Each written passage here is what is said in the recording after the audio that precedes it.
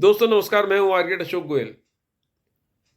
Architects act का पालन कराने के लिए जिस संस्था को काम सौंपा गया है उसका नाम है काउंसिल ऑफ आर्किटेक्चर।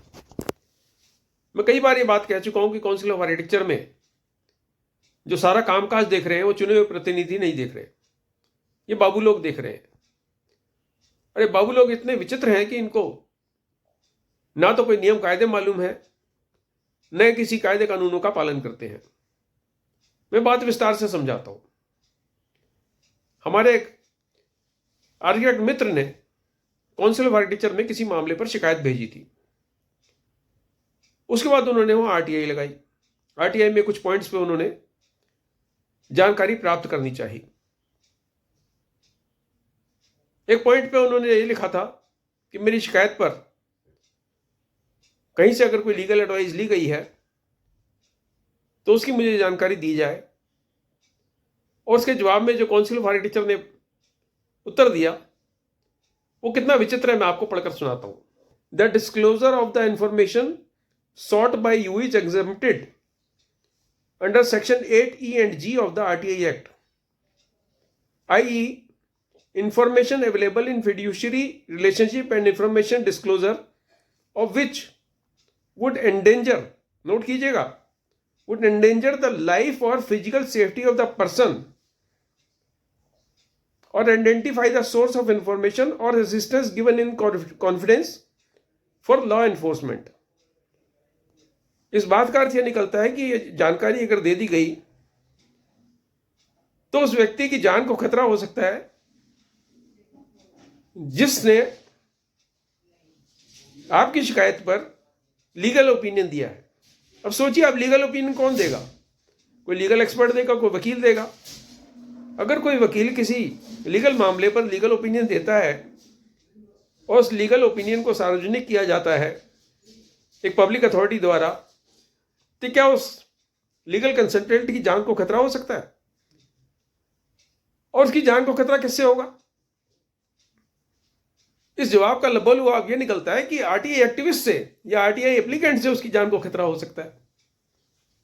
जिस व्यक्ति ने यह आरटीआई एप्लीकेशन लगाई थी वो भारत का एक सिटीजन है, क्वालिफाइड आर्किटेक्ट है, भला आदमी है, प्रैक्टिसिंग आर्किटेक्ट है।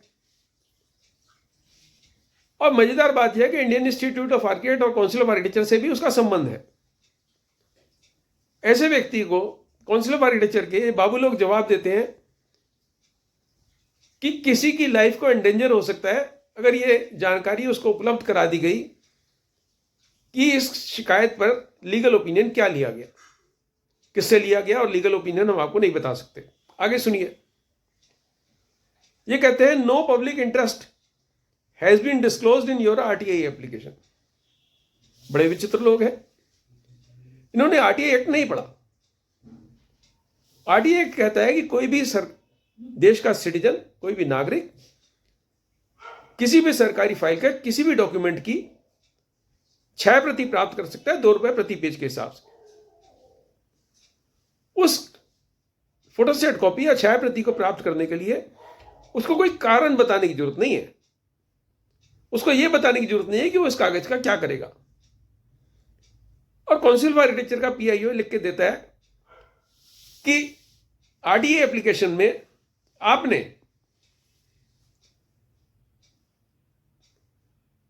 Further no public interest has been disclose in your RTI application. आपकी आरटीआई एप्लीकेशन से कहीं ऐसा नहीं पता चलता कि कोई इससे कोई पब्लिक इंटरेस्ट जुड़ा हुआ है। काउंसिल ऑफ आर्किटेक्चर के क्रियाकलापों से देश के लाखों आर्किटेक्ट प्रभावित होते हैं। आईआईए के क्रियाकलापों से देश के लाखों आर्किटेक्ट प्रभावित होते हैं। तो लाजमी बात है कि अगर काउंसिल ऑफ आर्किटेक्चर से कोई जानकारी मांगी जा रही है और वो जानकारी गोपनीय नहीं है, वो जानकारी पे कोई कोर्ट का स्टे नहीं लगा हुआ, तो उस जानकारी को छुपाने का उद्देश्य क्या हो सकता है? मैं इसलिए बार बार काउंसिल के प्रेसिडेंट से, काउंसिल के पदाधिकारियों से निवेदन करता रहा हूं, व्यक्तिगत रूप से जब भी मैं उनसे मिला हूं, उनसे मैंने एक ही बात कही है कि आप काउंसिल ऑफ आर्किटेक्चर के दफ्तर में अपनी उपलब्धता, अपनी अवेलेबिलिटी को बढ़ाइए। ये सारा मसला बाबू लोगों को मत छोड़िए। इनको जो काउंसिल ऑफ आर्किटेक्चर का PIO है उसको RTI एक्ट की जानकारी नहीं है। RTI एक्ट का मतलब होता है राइट टू इंफॉर्मेशन एक्ट, और ऐसा प्रतीत होता है कि RTI एक्ट का अर्थ उन्होंने समझ लिया right to not provide the information. कब तक ये काउंसिल ऑफ आर्किटेक्चर को बाबू लोग चलाते रहेंगे और काउंसिल के पदाधिकारी कब तक आंख मूंद कर ये सारी गतिविधियां देखते रहेंगे? शुभकामनाएं, नमस्कार।